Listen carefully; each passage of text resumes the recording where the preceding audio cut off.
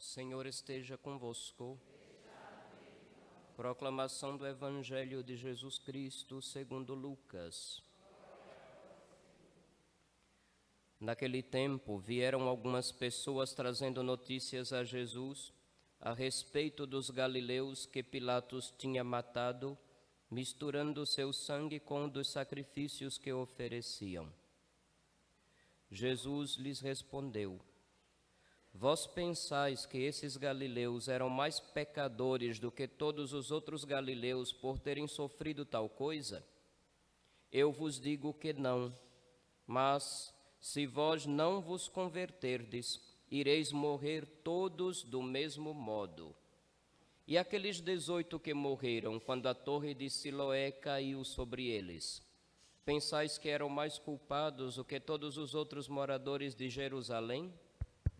Eu vos digo que não, mas se vós não vos converterdes, ireis morrer todos do mesmo modo. E Jesus contou esta parábola. Certo homem tinha uma figueira plantada na sua vinha. Foi até ela procurar figos e não encontrou. Então disse ao vinhateiro: Já faz 3 anos que venho procurando figos nesta figueira e nada encontro. Corta, porque está ela inutilizando a terra? Ele, porém, respondeu: Senhor, deixa a figueira ainda este ano. Vou cavar em volta dela e colocar adubo. Pode ser que venha a dar fruto. Se não der, então tu a cortarás. Palavra da salvação. Evangelica dicta deleantur nostra delicta.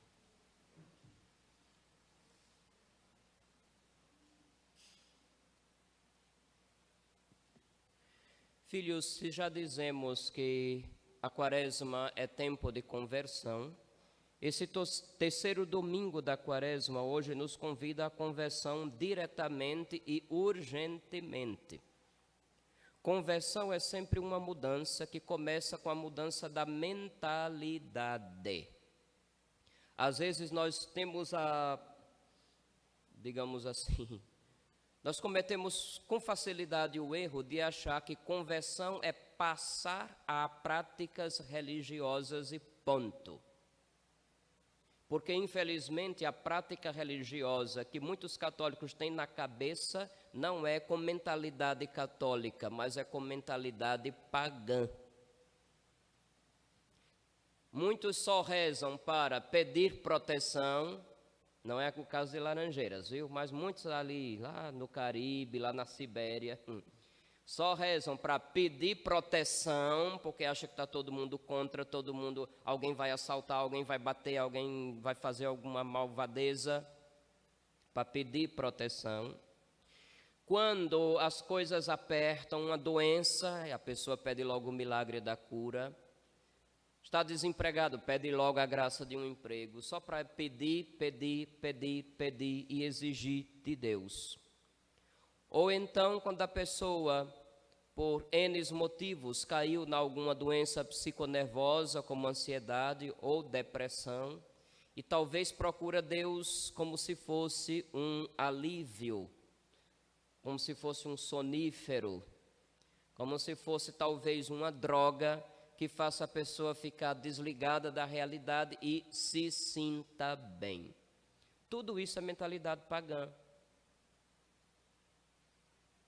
Nós não conhecemos a Deus, colocamos na cabeça, na mentalidade, um modo de entender Deus e a todas as outras coisas.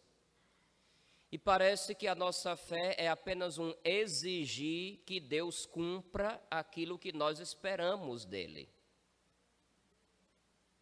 É por isso que a conversão tem que começar daqui. Tem gente que fala muito coração. O sentimento é traiçoeiro, já disse várias vezes. Tome cuidado com essa história de o que é que diz seu coração, o que é que sente seu coração. Isso é perigoso. A pessoa pode estar pensando no coração uma loucura, ou abraçar o pecado como estilo de vida. Quanta gente abraçou o pecado como estilo de vida porque o coração mandava desse jeito?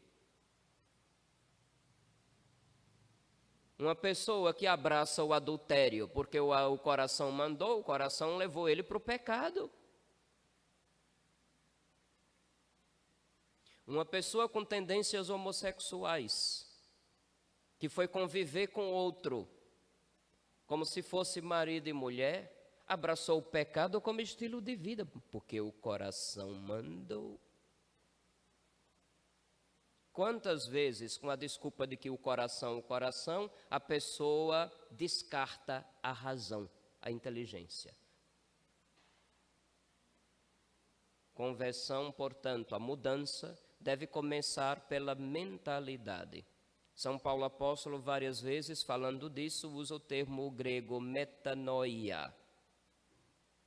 A palavra parece meio esquisita, mas significa isso, a mudança da mente, da mentalidade, da forma como você entende a Deus, aos outros, às coisas e a você mesmo.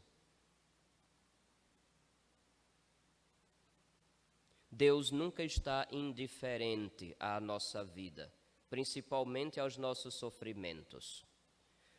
No livro do Êxodo, quando ele veio até Moisés, ele vai dizer: eu sou o Deus de teus pais, o Deus de Abraão, o Deus de Isaque, o Deus de Jacó.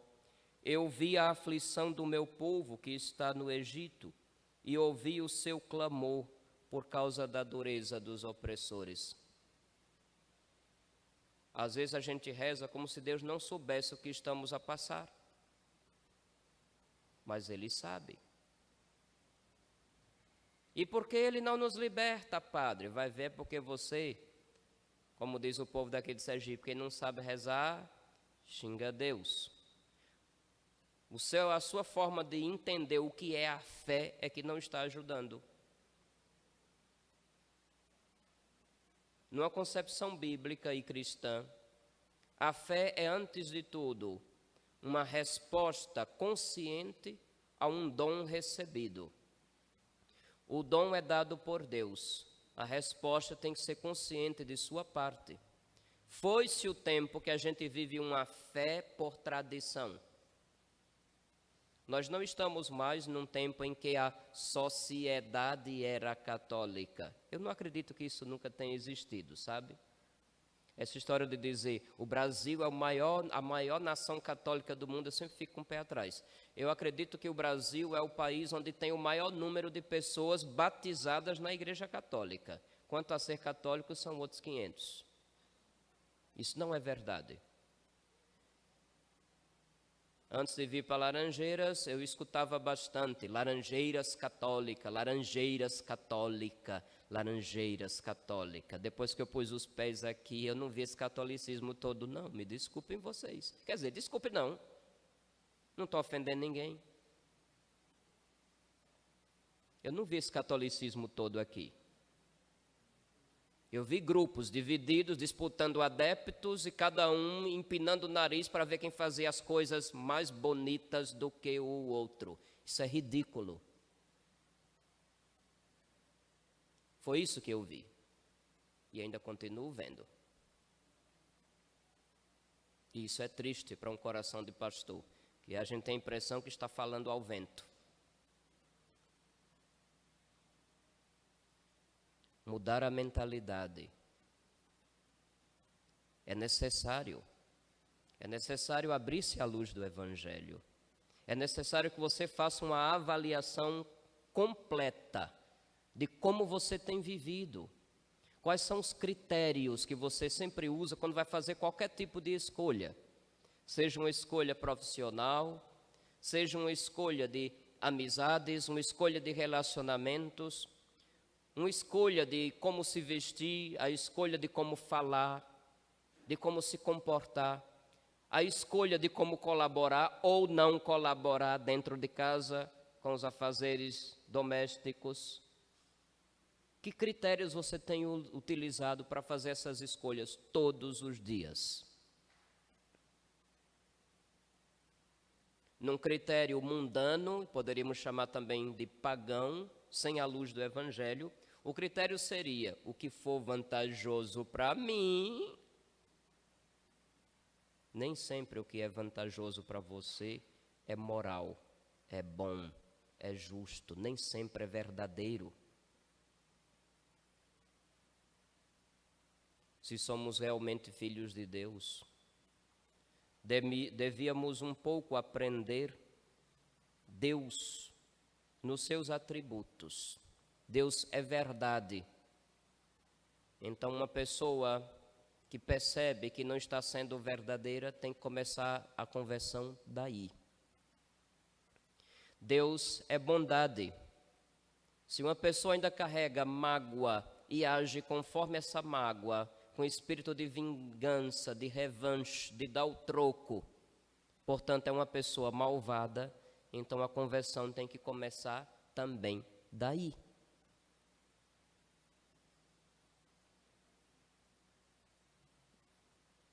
Se Deus é justiça e somos coniventes com injustiças, porque normalmente só percebemos quando uma coisa é injustiça quando toca a nossa pele, né? E quando toca a pele do vizinho, como é que fica? E quando toca a pele dos mais pobres, que mal e mal eu tenho contato quando bato na minha porta pedindo esmola?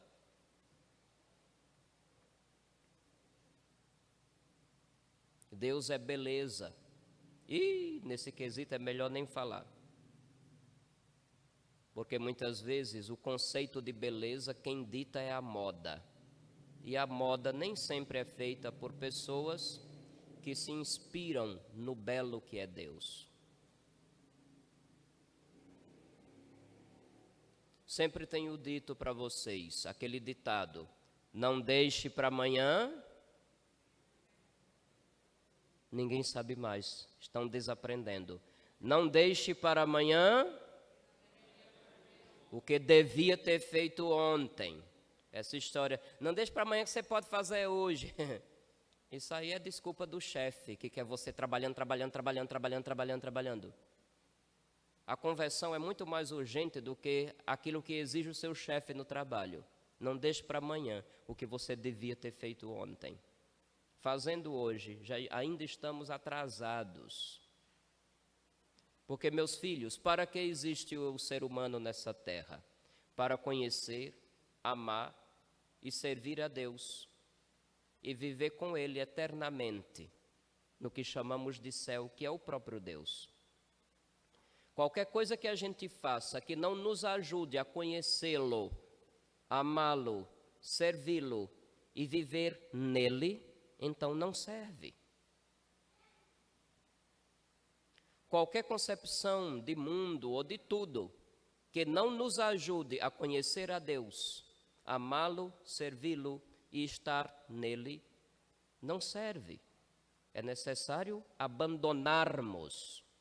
Certo que às vezes tem algumas situações em que nós nos metemos, muitas vezes até sem percebermos, em que torna muito difícil uma conversão, mas não necessariamente impossível. Um filho feito no adultério tem que ser assumido, mesmo que não se possa ali ter uma vida de família. Um vício que a pessoa já de muito tempo tem carregado consigo, sendo escravo. Não é da noite para o dia que a gente se liberta. E tantas outras situações. Cito apenas duas das que são mais frequentes. Também tem outro ditado que diz que é melhor prevenir do que remediar. Certamente muitas pessoas não têm cometido nenhum pecado que não seja reversível o seu efeito. Certamente alguns, talvez, já tenham começado, num conhecimento de Jesus Cristo, a se inspirar nele enquanto humanidade bem vivida. Também para esses o chamado à conversão pode ser também um chamado à prevenção. Se você sabe de suas fraquezas e se coloca em determinada situação, em determinada circunstância, em que o risco de uma queda é maior, comece a evitar aquelas situações.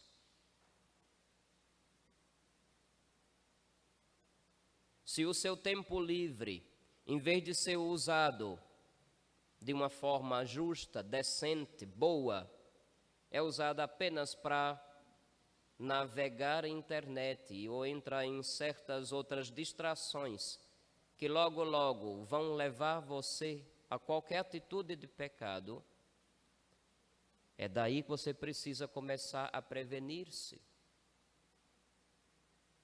Todo mundo aqui foi à escola. Certamente sabe juntar as letras, formar sílabas, palavras e frases. Todos sabemos ler, mesmo que não tenha aquela desenvoltura de chegar aqui dentro do lecionário e ler como se estivesse falando. Alguns, às vezes, falam tão empolgados, né? Leitura tão boa que aceleram que a gente... Eita, fulano está empolgado ali, é a emoção tomando conta. Mesmo que você não tenha essa desenvoltura numa leitura pública, mas isso acontece porque você tem lido pouco. Não tem essa história de dizer, eu só fiz até a 3ª ou 4ª série. E daí? Quem passou da 1ª série já sabe ler. Ou não? Ou não sabe? Ah, mas tem palavra que é difícil. Eu nem sei o que significa. Dicionário é fácil de entender. É só ter um do lado. Quando aparecer aquela palavra estrambótica que você nunca ouviu na sua vida, eita, o que diacho é isso? Aí vai... Daquele dia em diante você não esquece nunca mais o significado daquela palavra. Eu fazia isso quando eu não entendia, ia atrás. Lá em casa não tinha dicionário, aproveitava o tempo livre na escola, ia rapidinho, anotava a palavra e ia lá... Naquele tempo era assim. Hoje em dia o pessoal vai no celular também, né? Às vezes eu acho engraçado. Eu estou com a turma, no meio da conversa sai algum tipo de palavra e alguém pergunta, eu explico, parece que quem está do lado não se convenceu da minha explicação e vai na internet procurar ser aquilo mesmo. Achei engraçado que alguns dizem, eita, é isso mesmo que o padre disse, olha. Eu disse, pois... Nunca foi hábito meu estar inventando palavras para enganar as pessoas ou distorcendo o sentido real das palavras. Quem distorce o sentido real das palavras é gente sem noção. É gente que colocou ideologias estranhas no lugar do cérebro. Uma feminista, por exemplo, ela vai pensar tudo a partir do feminismo, das ideias doidas que ela tem. Um machista exagerado, que também existe, porque feminismo é um machismo de saia, vocês sabem disso, né? Quando a pessoa coloca a ideologia no lugar do cérebro, tudo será entendido a partir daí. Mas quando a gente coloca a fé na inteligência, ela não toma o lugar do nosso cérebro. Pelo contrário, ilumina. Faz com que a gente queira conhecer as coisas tal como elas são. Não é à toa que a Igreja Católica inventou uma instituição educativa chamada universidade. Os universitários de hoje em dia ignoram, muitos nem sequer têm noção, mas foi a Igreja que inventou as universidades. Para quê? Para o progresso da ciência, para aguçar a inteligência, para encontrar a verdade. Este era o objetivo da Igreja quando fundou as universidades. Investigar através das diversas áreas do saber para se conhecer a verdade. E foi nesse contexto que surgiu o que hoje é chamado de método científico, se vocês não sabem. Método científico. Já ouviram falar de Kepler? Já ouviram falar de Bacon? Já ouviram falar de Copérnico? Já ouviram falar de Alberto Magno? Já ouviram falar de Steno? Eu estou falando do nome de cientistas, a maioria deles religiosos católicos. Já ouviram falar de Galileu? Pois é, era da Ordem Terceira Franciscana. Que interessante, não é? Deixa a luz da fé iluminar a tua inteligência. A fé não vai tomar o lugar do teu cérebro, mas vai te estimular cada vez mais a usá-lo. Afinal, nós somos a única religião que submete os seus milagres à análise científica. Nos outros lugares, quando dizem que aconteceu um milagre, eu vou agora fazer um exame. Você está duvidando do Senhor? Não é assim que nós entendemos as coisas. No Evangelho de São Lucas, hoje, Nosso Senhor, comentando fatos que aconteceram, um massacre ou o desabamento de uma torre de pessoas que morreram, vai contra a mentalidade daquele povo que achava que uma desgraça física acontecia como castigo de Deus devido ao pecado daqueles fulanos que foram castigados. Aqui e acolá, vira e mexe, nós nos pegamos pensando do mesmo jeito. Ou, se não pensamos assim, numa desgraça que aconteceu com outros, às vezes queremos nos fazer de inocentes e quando sofremos dizemos nos lamentos, ai meu Deus, logo eu que rezo tanto, que faço as coisas todas certinhas, que não faço maldade com ninguém. Indiretamente você está querendo dizer, Deus, vá ferrar com os outros que têm culpa no cartório. Você está querendo dizer isso, indiretamente. Quando nosso Senhor adverte, se vocês não se converterem, vão morrer do mesmo modo. Do mesmo modo como? Inesperado, inadvertido. Ninguém estava preparado para aquele momento. Afinal, nenhum de nós está preparado para morrer, né? Mas, segundo Santo Afonso Maria de Ligório, que inclusive escreveu um livro muito bom chamado Preparação para a Morte, nos chama constantemente a ter em vista o dia em que definitivamente passaremos desta vida para aquela que Deus preparou. Nós devemos viver como se fôssemos morrer hoje. Não é curtindo a vida adoidado, como um certo filme do passado que tinha um maluco que fazia de tudo que podia morrer a qualquer hora. Nós devemos viver de um jeito que, se formos morrer hoje, não estaremos frustrados. Se formos morrer hoje, sabemos que tem uma eternidade inteira pela frente, naquele que é a verdade, naquele que é a bondade, que é a beleza, que é o sumo bem. Nos preparamos para esta eternidade ou simplesmente as preocupações nas coisas imediatas deste mundinho têm ocupado a nossa mentalidade? Não deixe para amanhã o que você devia ter feito ontem. Mais uma oportunidade para pôr a mão na consciência, fazer uma avaliação da própria vida. E aquele apelo que ouvimos desde o começo da quaresma, hoje eu o repito. Em nome de Cristo nós vos suplicamos, deixai-vos reconciliar com Deus.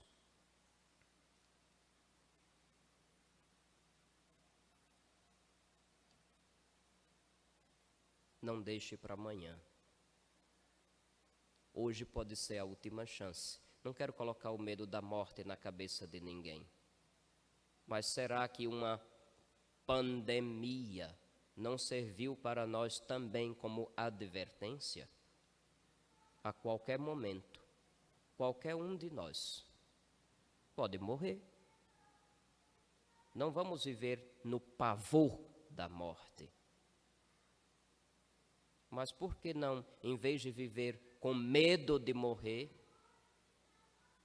você tenha medo de perder todas as oportunidades de um bem, de um ato de amor, de um ato de bondade, de uma verdade que ilumina as trevas de alguém. Tenha medo de falhar nisso aí. Fique atento para não perder nenhuma oportunidade de fazer um ato bom, por Deus e pelos filhos de Deus que estão ao seu redor. Se o outro não merece, na maioria das vezes não merece mesmo o ato de amor que a gente dê, mas seja por Deus, porque Deus o ama, Deus a ama. E se eu quero cumprir fielmente o primeiro mandamento, de amar a Deus sobre todas as coisas, o primeiro ato de amor a Deus é amar aqueles que Deus ama. Vocês me entendem? E amor é gesto concreto, é decisão, não é mero sentimento. Às vezes o sentimento pode ser de horror a uma pessoa que fez um monte de maldade. Porém, o ato de amor, mesmo aí, é possível. Que nosso Senhor nos conceda esta graça. E que não deixemos para amanhã o que já devíamos ter feito há tanto tempo. Louvado seja nosso Senhor Jesus Cristo.